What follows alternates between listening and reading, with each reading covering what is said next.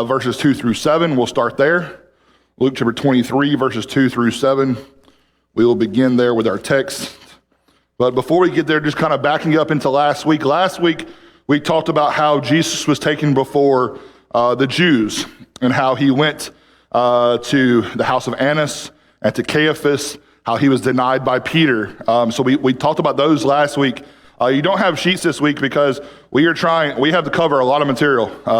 We got down to the end here, and I'd be printing y'all books in order to give y'all enough pieces of paper. So we're going to kind of move through this today, hopefully. But so we have the Jewish part of the trial, at least this first part, and then now we're moving more towards this Roman section that we will be dealing with today. And so just understand this: they now have a task, because under the Jewish system, yes, by their false witnesses that they presented and by the claims and attacks they made towards Jesus, they have now convicted Jesus of blasphemy. They have now said Jesus is a blasphemer, that he has made claims to be God, even though they called him God, that he's made this claim. He said he's going to tear down the temple and rebuild it, that these are the claims that are coming against Jesus. And so according to the Jews and according to their beliefs, he's a blasphemer and he's deserving of death. But the reality is the Jews don't have that ability. The Jews do not have that power living in a Roman occupied territory.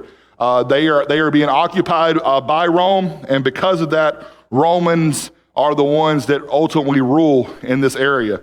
And so now they have to go and they have to try to convince the Romans that Jesus is a lawbreaker, that Jesus has broken Roman law, or that he has violated them or put them in danger in some way. And so we come today to Luke chapter 23, and we'll pick up in verse 1. It says, "And the whole multitude of them arose and led him to Pilate. And they began to accuse him, saying, 'We found this fellow perverting the nation and forbidding to pay taxes to Caesar, saying that he himself is Christ, a king.' Then Pilate asked him, saying, 'Are you the king of the Jews?' He answered and said, 'It is as you say.' So Pilate said to the chief priests and the crowd, 'I find no fault in this man.' But they were the more fierce, saying, 'He stirs up the people, teaching throughout all Judea, beginning from Galilee to this place.' When Pilate heard of Galilee, he asked if the man were a Galilean. And as soon as he knew that he belonged to Herod's jurisdiction, he sent him to Herod, who was also in Jerusalem at that time."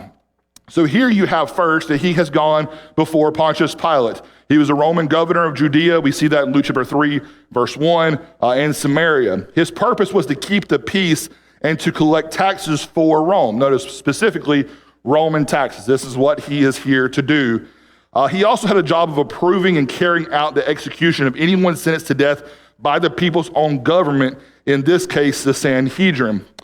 Pilate's headquarters, the Praetorium, we see in John 18, in chapter 18, we're going to see that this is the word referred to an official residence of the Roman governor. So here we have him, and he's taken here before Pilate, and they're bringing all these accusations against him. Notice the first thing they bring up is that Jesus has said that, that he's king, and so that taxes are going to come towards him. We see that as we look back up into the text in verse 2, and they begin to accuse him, saying, "We found this fellow perverting the nation and forbidding to pay taxes to Caesar, saying that he himself is Christ, a king." Now, let's think back about this. Did Jesus ever say, "Do not pay taxes to Caesar"? No, he did not. In fact, Jesus' words from his own mouth said, "Render to Caesar the things that are Caesar's, render to God the things that are God's." So here we have a direct false accusation that's being said about Jesus that is in total opposition to what Jesus thought, what he believed. He believed that there are governments. Government's been given power by God. It is a God-approved power, and therefore, we as citizens of those governments need to pay our taxes. That doesn't mean we have to like the way the tax system works, but we owe our taxes. That's period. So we're sitting here and saying that not only in the Jewish trial did they attempt to throw false accusations about Jesus, now they're doing the exact same thing in front of Rome. But notice this, Now, Pontius Pilate is going to hear that Jesus was from Galilee and that he needed to go towards Herod to truly be tried. But before we get there, let's now flip on over to John chapter 18. Continuing this with Pilate before we get to Herod. We're going to go to John 18. We're looking down at verse 28 and following. And as we get there, it says this: Then they led Jesus from Caiaphas to the praetorium. So this is what we mentioned a moment ago, the praetorium. This is where the governor ruled early in the morning, but they themselves did not go into the praetorium, lest they should be defiled, but they might eat the Passover. Pilate then went out to them and said, "What accusation do you bring against this man?" They answered and said to him, "If he were not an evildoer, we would not have delivered him up to you." Then Pilate said to them, "You take him and judge him according to your law." Therefore the Jews said to him, "It is not lawful for us to put anyone to death," that the saying of Jesus might be fulfilled, which he spoke, signifying by what death he would die. Then Pilate entered the praetorium again, called Jesus, and said to him, "Are you the king of the Jews?" Jesus answered him, "Are you speaking for yourself about this, or did others tell you this concerning me?" Pilate answered, "Am I a Jew? Your own nation and chief priests have delivered you to me. What have you done?" Jesus answered, verse 36, "My kingdom is not of this world. If my kingdom were of this world, my servants would fight, so that I would not be delivered to the Jews. But now my kingdom is not from here." Pilate therefore said to him, "Are you a king then?" Jesus answered, "You say rightly that I am a king. For this cause I was born, and for this cause I have come to the world, that I should bear witness to the truth. Everyone who is of the truth hears my voice." So in the closing verses of this chapter, Pilate said to him, "What is the truth?" And when he had said this, he went out against the Jews and said, "I find no fault in him, but you have a custom that I should release someone to you at the Passover." We'll pause there, so we don't want to get too far ahead of ourselves. So notice here, he's taking him to Pilate, as we've already established, and here Pilate is going to basically, he's going to question him. He's going to try to figure out what's going on, but ultimately he's not going to find any fault with Jesus at this point. Notice we said it before, takes him to the praetorium. This is where the Roman governor ruled. We do not know exactly where the Roman praetorium was. Some think it was the fortress Antonia. Truth for Today commentary is some people that believe that. Others think it was Herod the Great's palace. And so it was located in that vicinity. But so the Jews did not enter this place, this praetorium. They did not want to be defiled before they ate the Passover. The praetorium is kind of an open Gentile territory. The Passover meal was eaten the previous night. Therefore, the Passover mentioned here must be in connection with the other meals eaten during the 8-day feast. And so here you have all this scene being set. They've taken him to Pilate. He has gone there. Pilate, as we saw there in Luke, he's going to send him also to Herod to be judged as well. But I want you to see that within this text that Pilate, over and over again, we see from Luke's account and in John's account, he wants to know what accusations are being brought against him. Notice, as we read in Luke, they mention the taxes. They mentioned that he's teaching, and therefore he's inciting people to not pay taxes or to not honor Rome. You come on down to John's account, and what you see is they say, well, if this man was not a criminal or not breaking the law, then why would we have brought him to you? And so they're saying all kinds of various things. I'm sure all that's collectively said together, that they're trying to persuade the Romans, but specifically in Pilate, to believe that they are telling the truth. But here, their arguments are not really taking hold for Pilate. You see that in chapter 18 and verse 31 of John. It says, "Then Pilate said to them, 'You take him and judge him according to your law.' Therefore the Jews said to him, 'It is not lawful for us to put anyone to death.'" Pilate is not really buying their story. He's not really buying their plan. He does not see fully what they're talking about. Their plan quickly unfolded, and they told Pilate, Once we see there in verse 31, they're not permitted to death. Luke chapter 23 and verse 2 said that not only did they, the accusation about him being a lawbreaker, but we see he misled the nations, forbidding taxes and claiming to be the king. John 18:32, John pointed out the situation made possible the fulfillment of Jesus' words concerning the manner of his death. The Jews used stoning as a means of execution. The Romans used crucifixion. So let's back up a little bit. We're going a little too fast. As we look through this text, what we're trying to establish so far is that the Jews need the Romans to put Jesus to death. They brought false accusation after false accusation against him. But notice that as we look here within the text, we're seeing all of this is for a purpose. That everything that's being done here, as we see within this text, is being done for a purpose. That even the false accusations that are coming against Jesus are going to lead him from being tried under a Jewish system to under a Roman system, which means instead of facing a Jewish death, he's going to face a Roman death, which is going to tie all the way back to at least the book of Daniel and seeing what transpires as nation after nation rises up and as that final nation is struck by that stone, by that rock.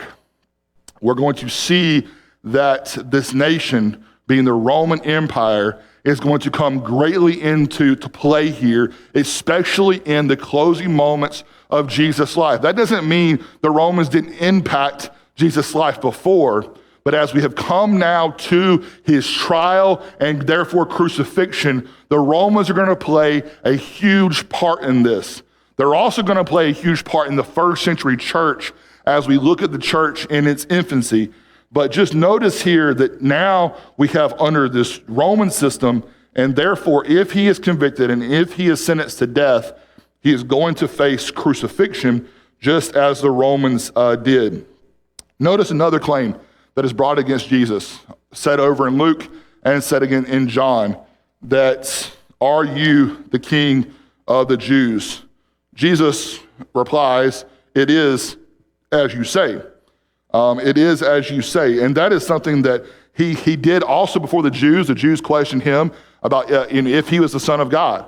And he once again confirmed, "It is as you say." Jesus is not trying to argue with them. He's just honestly just telling them the truth.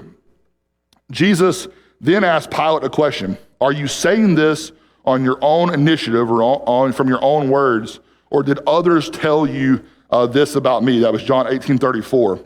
Jesus was probably making a point here. Jesus was saying, if I were truly a threat to the Roman Empire, would you not already know this? However, he was not a threat, nor was he causing unrest. Those were just accusations by the Sanhedrin. Pilate answered that he had heard it from the Jews. So here, Pilate, being governor, being ruler, if Jesus was truly causing chaos within his nation, you would think that the Roman governor would have already been aware of this. That doesn't mean that Jesus' teachings were liked by all, because they were not. But notice this, nearly a week prior, as Jesus entered into the city, the nations gathered around him and praised him. So you see a nation that doesn't seem to be in unrest, but actually they're praising someone that's coming in. But as the week has gone on, the Sanhedrin has tried to pervert and corrupt the minds of people as they're going through this. And the Sanhedrin themselves are trying to convince everyone else that Jesus has done something wrong. And so it's not that Jesus has really caused a stir amongst the masses of people. Jesus has caused a major stir amongst the religious leaders of that day, because they were going to lose their spot.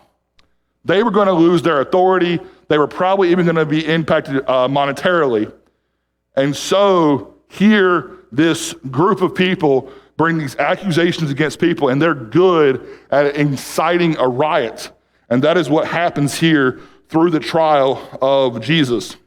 So the Sanhedrin has brought these accusations against Jesus, has fed Pilate all of these false statements, and Jesus calls him on it. He says, "These words are not your own," and Pilate admitted as much. Pilate urged Jesus to explain what he had done to deserve this. We see that in verse 35 of John 18. Says, Pilate answered, am I a Jew? Your own nation and chief priest have delivered you to me. What have you done? Jesus said, my kingdom is not of this world. Jesus gave proof of his kingdom was not of this world in verse 36. This baffled and confused Pilate, so he asked, so you are a king? And Jesus went on to, in verse 37, to explain by saying, Jesus answered, you rightly said that I am a king. For this cause I was born, and for this cause I have come into the world, that I should bear witness to truth. Everyone who is of the truth hears my voice. And so here, as they continue to go on, before Jesus ends up going to Herod, we see that he is tried by Pilate. Pilate is finding really no fault with him. He provided really even an opportunity for Pilate to even change his own life. Jesus is talking about truth here. He's given Pilate an opportunity to change his life. So Pilate says to him in verse 38, what is truth? And when he had said this, he went out again to the Jews and said, I find no fault in him at all. So he gives Pilate an opportunity. Pilate doesn't really take that opportunity, but he announces a verdict. This stirs up the crowd. As we saw once again in Luke chapter 23 and verse 5, it stirred the crowd up, so the crowd presses harder. We see that in Luke. They press harder and harder, saying that he teaches all over Judea and Galilee. It was that statement over in Luke, here before Pilate, that is going to provoke Pilate to say, you know what? I don't have to deal with this. Herod is over this area. Let me send him to him. So Pilate had a problem. He had announced Jesus not guilty, but he did not want to antagonize the Jews any further. One of the jobs of the governor was to keep the peace. If Pilate doesn't keep the peace, Pilate himself's going to be in trouble. He's going to possibly lose his own spot, and you don't know the way the Romans work. It's possible he even loses his own life. So Pilate has a job to do. He needs to do his job, and he needs to do it well. He needs this to be handled in the right kind of way so that, yes, Roman justice, and I'm putting quotes around that, Roman justice can prevail, but also that the peace can prevail in the area. Peace was a big thing for Rome. Okay, it's one of their main, set of beliefs. Now, the way they accomplish peace is not necessarily the most peaceful. Okay, Roman peace involved conquering everyone and putting them under their thumb. All right, that's Roman peace. Okay, but for them, it worked because as long as they were in charge, then their nation was in peace. They had taxes, they had government. You don't have to like it. They were in charge. But now the Sanhedrin says Jesus is attacking this. And so Pilate, in an effort to keep the peace, as we saw there in verse 6 and 7 of Luke, he's going to send him to Herod because Jesus is from Herod's jurisdiction. So let's now turn back to the book of Luke, back to chapter 23 as we started this morning. Luke chapter 23, starting in verses 8 through 12. We have gone through this section now of this first part of this trial dealing with Pilate. We're now going to go over to Herod in Luke chapter 23. And as we saw there in verse 7, that he was going to send him to Herod, who was also in Jerusalem at this time. We're starting in verse 8 of Luke 23. Now when Herod saw Jesus, he was exceedingly glad, for he had desired for a long time to see him, because he had heard many things about him, and he hoped to see him, some miracle done by him. So here is Herod, and Herod is excited to see Jesus. Why? Because Herod has heard what Jesus can do. And honestly, this is not the best reason to want to see Jesus. It is a reason for the people that lived in Jesus' day to want to see Jesus. It's not the most sincere and most heartfelt reason. It reminds me of Simon in the New Testament, being very intrigued by the miracles and things of that sort. But it is a reason. He wants to see Jesus. He says he was glad that Jesus was sent to him. I don't think he's going to stay glad this entire time. But notice right out of the gate, it says that he was glad. He had hoped to see him because he wanted to see some miracle done by him.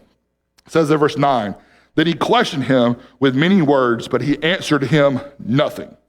And the chief priests and scribes stood and vehemently accused him.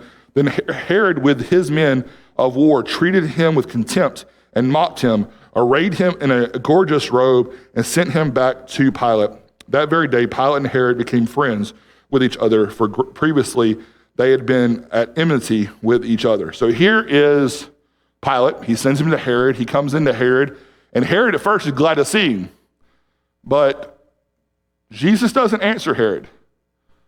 And the people there, as we see there in the text, that are with Herod, they begin to mock, and they begin to ridicule, and they dress him up like he is a king in this robe, this garb that they put around him. And for some reason, this event, this moment in time, is what takes two people in Herod and Pilate and brings them closer together. It's kind of interesting to watch on a schoolyard, which I guess most people don't play out. They don't play outside as much anymore. But you get bullies, and I don't know. My experience was the bullies kind of gravitated towards each other a little bit. That they kind of ended up in the same area. Sometimes they got a little territorial. I think that's why probably Herod and Pilate didn't like each other, because they probably were territorial over what they thought was theirs. But notice they have something in common. They like picking on someone that they think that they can control. The reality is they can't control Jesus, not truly. Even taking his life from him was not going to be able to contain Jesus. And so here is Herod and Pilate, two officials that have been given a task over Galilee and over this entire region here, and yet neither one of them can truly control Jesus, not the way that we know to be truly matter. They are going to ridicule him. They are going to mock him. They're going to bring false accusations against him, but none of it is going to work. Going back to the playing the fool, Herod's persecution, when Jesus would not play the fool, Herod devised his own amusement.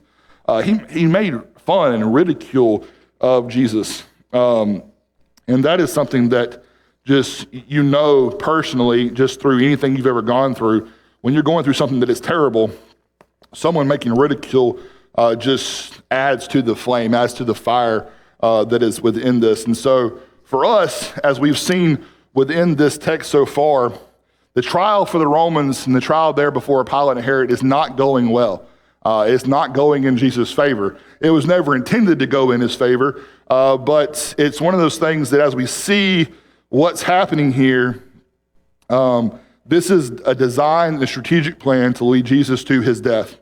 We're now going to move on to a second part of this trial. So we've gone Pilate, Herod, and now we're transitioning back again. And as we come here to Luke chapter 23, going down to verse 13, we see that, we saw in verse 11, he's sending back to Pilate. So verse 13 of Luke 23 says this: Then Pilate went, and when he had called together the chief priests and the rulers and the people, said to them, You have brought this man to me as one who misleads the people. And indeed, having examined him in your presence, I have found no fault in this man concerning those things of which you accuse him. No, neither did Herod, for I sent you back to him, and indeed nothing deserving of death has been done by him. I will therefore chastise him and release him. And so as we look here, we see once again, Pilate is saying, he's already said it once, and now Herod's essentially said the same thing. This man doesn't deserve to die. Pilate has said it, Herod has essentially said it, and Pilate has now said it again. Jesus doesn't deserve to die. They don't necessarily love everything that he's doing, but they don't think he's deserving of death. They don't think he has risen to that level. And so Pilate is basically saying, he's not guilty. I'm going to scourge him. I'm going to beat him a little bit, and then we're going to release him. We're going to let him go. This is Pilate's plan. Notice how quickly the crowd is able to persuade him to change his mind. He says there in verse 16 that I would chastise him and release him, for it was necessary for him to release one to them at the feast. And they cried out at once, saying, Away with this man and release to us Barabbas. They wanted to release Barabbas. Verse 19 tells us, who had been thrown into prison for a certain rebellion made in the city and for murder. So this is who the people, the Jews, compare Jesus to. Actually, they say, or essentially are saying, give us the person that is guilty of treason, that is guilty of riots, that is guilty of murder. Give us this man. Now, I want us to stop and think for a moment. If you're Herod or Pilate, and you're trying to look and see which man is going to cause more trouble in your kingdom or in your reigning area, is it going to be Barabbas or is it going to be Jesus? Now, physically speaking, you see Barabbas, okay? Barabbas has caused riots. He's now murdered. He's guilty of things that you would say that can cause an uprising. Ideas are powerful, though.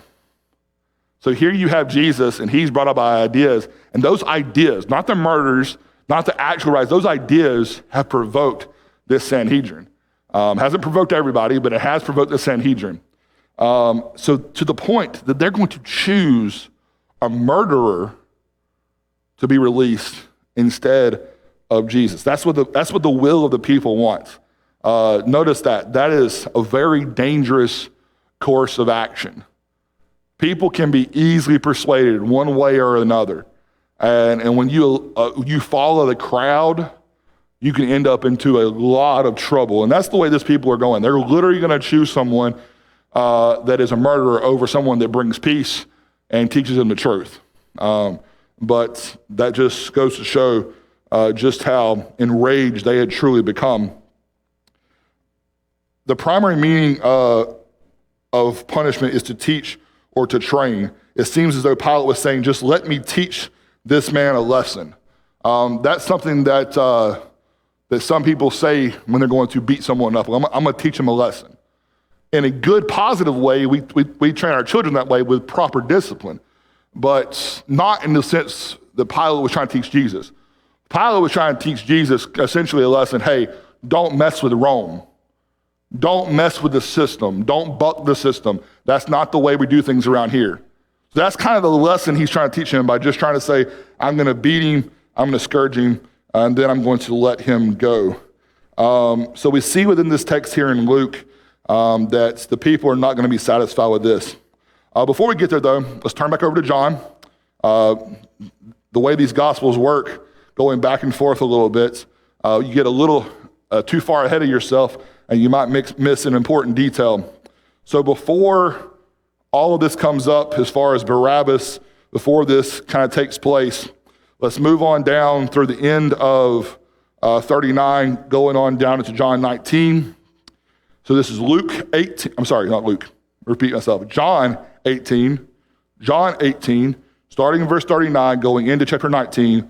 But you have a custom that I should release someone to you at the Passover. Do you therefore want me to release to you the King of the Jews? Then they all cried, saying, not this man, but Barabbas. Now Barabbas was a robber, so robber, murderer, a person of, that's caused problems in the kingdom. So then Pilate took Jesus and scourged him, and the soldiers twisted a crown of thorns and put it on his head, and they put a purple robe, put on him a purple robe.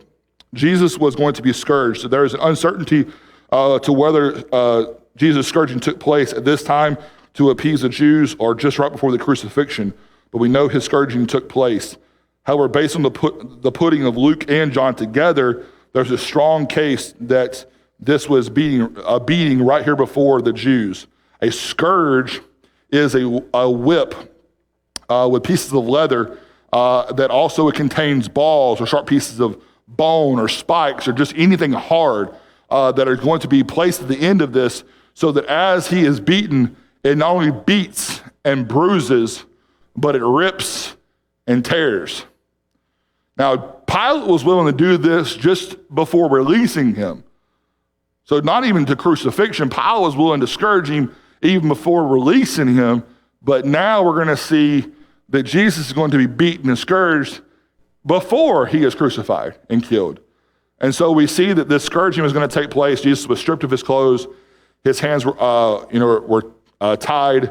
There were 6 executioners that, as we see, that could have been possibly beating him.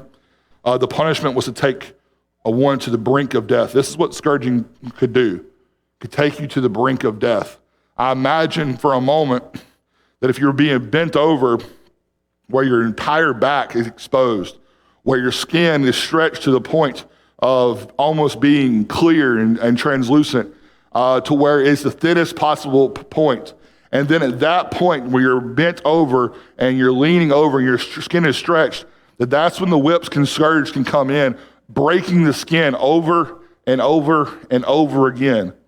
This is what Jesus, in a kind of a similar way, this is what he was going to face. But not only just this, he was going to face the mocking, the ridicule. We see in John 19, verses 2 and 3, the soldiers twisted a crown of thorns, put it on his head. They put him on a purple robe, and they said, "Hail, King of the Jews," and they struck him with their hands. So he's scourged, he's beaten, he's mocked, he's ridiculed, and then after even dressing him up, they're striking him once again. Jesus is being completely and totally punished here, and it's to the pleasure of the Jewish mob.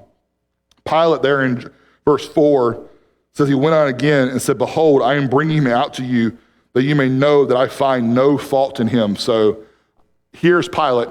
He's beat him, he's scourged him, he's mocked him, he's ridiculed him, and now he's going to bring him out before the people. What are Pilate's motives? What are Pilate's intentions at this moment? Why is Pilate doing all of this? Is it just to appease the crowd? It seems that way. But is it also to try to keep the peace of Rome? I think that's part of it too. Pilate was a very complicated man. He was a man that had multiple, it seems like, intentions. He was trying to please everybody. Well, let's back up. Can you please everybody? No. Was there a perfect solution? Well, he could have let Jesus go, but it would have caused an uproar in his territory. At least the Sanhedrin himself would have been upset, would have been greatly provoked by this. So here's Pilate, and he's not making a decision based on reality and truth. He's making it on perception. What's going to be perceived to be the most popular answer. And that's a lesson for us, that if we try to follow the popular crowd or the popular answer, we're not always going to be led by truth, and we're not always going to do the right thing. That doesn't mean the crowd doesn't ever pick the right thing. Sometimes they do, but more times than not, the crowd picks that which is more selfish and more of their liking and their preference. So here, Jesus is brought back out to them. And as he's brought back out, you see there in verse 4, he's going to present them to the Jews again. Pilate tried to use his punishment to convince the Jews to let him go. Notice his words going on down to verse 5 and 6. And Jesus came out wearing the crown of thorns and the purple robe. And Pilate said to them, "Behold the man." Therefore, when the chief priests and the officers saw him, they cried out, saying, "Crucify him, crucify him." Pilate said to them, "You take him and crucify him, for I find no fault in him." Pilate has brought Jesus out. It seems to just be hoping that this will pacify them enough, but it doesn't. It doesn't pacify them enough. It says that when the chief priests and officers saw him, they began to cry out, "Crucify him, crucify him." That Pilate's trick, that Pilate's plan is not working in this. We see that he has brought him out, but they do not accept what he has done. Pilate told them to take him and crucify him themselves. Pilate is going to become even more uneasy. The Jews were bold, and they were not going to be intimidated. They were not backing down. It says there in verse 7, the Jews answered him, "We have a law, and according to our law, he ought to die because he made himself the Son of God." You see, the Jews are becoming emboldened by every moment, by every breath that is being taken by Jesus. They're becoming more angry and more upset, and they're wanting Jesus to die. Therefore, when Pilate heard that saying, he was the more afraid. Pilate's the governor. He's the ruler. And yet he knows this people, this mob, this crowd, they can dictate what he does. Not that he doesn't have the power to call in soldiers and to squash this. He has the power to do that. That's just not going to be politically acceptable. That's not going to be something that's going to gain him any favor, and it's going to cause problems. He is going to seek Roman peace instead of truth, instead of what is right. And so here Pilate is going to show his fear. It says that he went again into the praetorium and said to Jesus, "Where are you from?" But Jesus gave him no answer. Then Pilate said to him, "Are you not speaking to me? Do you not know that I have power to crucify you and power to release you?" Here is an afraid man in Pilate, and he has returned back to Jesus to try to just get some more understanding, to get some more clarity. He's trying to just figure things out even more so than he already had. Jesus has, basically said that he's God through all of this. When Pilate heard that Jesus claimed to be God, this made him even more afraid. This is why Pilate went back to ask Jesus where he was from, but Christ would not answer, and Pilate could not understand why. Jesus' response to Pilate, though, Pilate has claimed now that he has all this authority and all of this power to do. That was really a cry of a very scared man. So Jesus, the one who has ultimate power and the one that has ultimate authority, this is how he replies to Pilate. Jesus answered, "You could have no power at all against me unless it had been given you from above. Therefore, the one who delivered me to you has the greater sin." Here we have Jesus before Pilate. Pilate has claimed to have power, but Jesus actually has it. Jesus actually is the one that has this power. Caiaphas had the greater sin. These people here were leading Jesus to him. Does this mean that Pilate was innocent? No, Pilate was not innocent. You can read over in Acts 4, verse 27. Pilate had guilt. Pilate is going to, again, as we keep on going down in the book of John, he's going to again try to release a prisoner. This is from then on, Pilate sought to release him, but the Jews cried out, saying, "If you let this man go, you are not Caesar's friend. Whoever makes him a king speaks against Caesar." See, now the people are not just turning on Jesus. Now they're turning on Pilate. So here is Pilate here before the people, and the crowds have turned against him. And Pilate he's in trouble. He does not have a good way out. And ultimately what happens when you put someone in a situation like this, they make a very bad decision. And so here, the people are saying, if you let this man go, you're not Caesar's friend. If he's not Caesar's friend, working for the Roman government, then not only he lose maybe popularity and fortune, he could possibly even lose his life. So here we have a man in Pilate that he is going to try to, keep going with this and seeing what else he can accomplish. When Pilate therefore heard that saying, he brought Jesus out and sat down in the judgment seat in the place that is called the pavement, but in Hebrew, Gabbatha. Now it was the preparation day of the Passover, and about the 6th hour, and he said to the Jews, "Behold your king." But they cried out, away with him, crucify him." Pilate said to them, "Shall I crucify your king?" The chief priests answered, "We have no king but Caesar." Then he delivered him to them to be crucified. So they took Jesus and led him away. Here was Pilate, and he has been trying over and over and over again to release this man. Countless number of times within this, he said, well, I don't find any fault with him, let's release him. I don't find a fault with him, let me just beat him and scourge him. After he beat him and scourged him, he brought him again to the people. Okay, I don't find any fault with him, let's just let him go. Once again, he goes back in, he brings him back out. He says, here's your king. Do you really want to kill your king? Do you really want to beat him and crucify him? He tries over and over and over again. He wants the people to say, let him go. But the people do not make that decision. As we see over in the book of Matthew, before he gives him away to be crucified, Matthew chapter 27, let's turn there for a moment. Matthew 27, verses 24 and 25.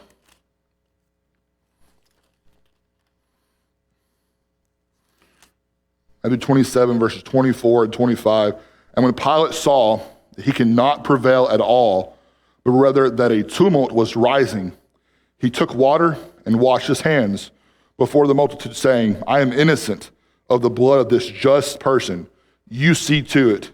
And all the people answered and said, his blood be on us and our children. And he released Barabbas to them. And when they had scourged Jesus, he delivered him to be crucified.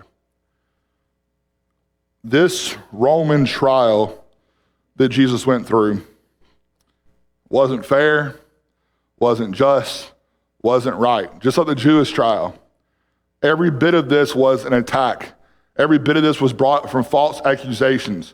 Now, Jesus did claim to be the Son of God. He was the Son of God. There was no lie in that. There was no blasphemy in that. Did Jesus intend to, as he said, take down that temple and restore it in 3 days? Yes. Was it what they thought? No. He himself was going to be buried in that grave. He himself was going to rise up again. We're not tearing down a physical temple in this time period. The physical temple later on in AD 70 will be destroyed and will be laid bare. But Jesus was going to fulfill and complete something through his crucifixion and was going to bring about something even greater, that which was to come. Jesus' death, burial, and resurrection is so powerful, but before we got to his resurrection, you had to come to his crucifixion.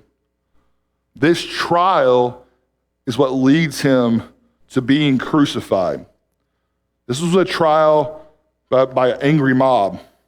This was a trial that was provoked by the popular decision. It was a trial that could have been stopped, but yet there was a weak leader that was not willing to stand for truth. That politics and everything else dictated the way he lived and the decisions that he made. There's all kinds of applications that we can look into this. Don't let politics and popular opinion steer our ship. Don't let the truth be watered down and replace it with the preferences and desires of mankind. Don't always follow the crowd. Don't always follow the mob. Check within yourselves. Would we have been part of this crowd? If we were leading like Pontius Pilate or like Herod, will we have ridiculed and led Jesus to his death? There's all kinds of lessons we can learn within this, but ultimately, what's the most important lesson? Is that Jesus Christ went willingly to that cross. He went willingly to that cross for you and for me. Next week is our gospel meeting. And so next week, we will have a guest speaker in our auditorium class. In fact, all of our adult classes will be in here together. But the week after that, on the 16th, we will discuss the crucifixion and lead into the resurrection of Jesus there on the 16th. And then we have a couple more weeks after that to discuss Jesus' ministry after his resurrection up into his ascension back into heaven. And so we thank you for your time this morning, and we'll get ready for our worship.